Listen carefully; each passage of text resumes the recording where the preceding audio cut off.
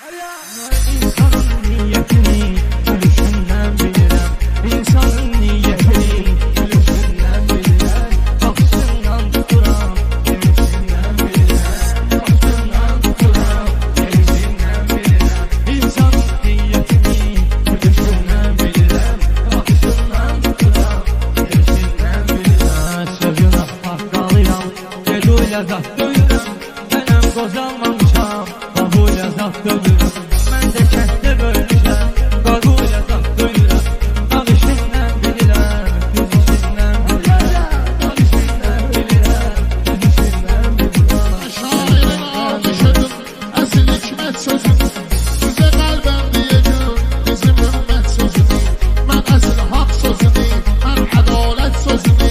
Bir zaman qeyb olanım, dönüşündən bilirəm. Bir zaman qeyb olanım, dönüşündən bilirəm.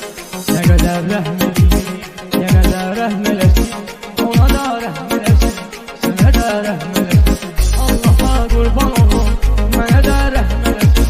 Nə ipin tuta bilirəm, nə bişindən bilirəm. Nə ipin tuta bilirəm, nə bişindən bilirəm. Ömrü qəmli kimi maşın işən sürürəm.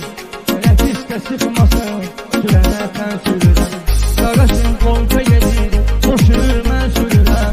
Mən oğlanın ürəyi sürüsündən bilirəm. Sürüsündən bilirəm. Orxan eyləyir yenə itlərin söhbətini. Biridarlar verəcək sözünə qiymətini. Mən itin fitrətini, zatını, xislətini.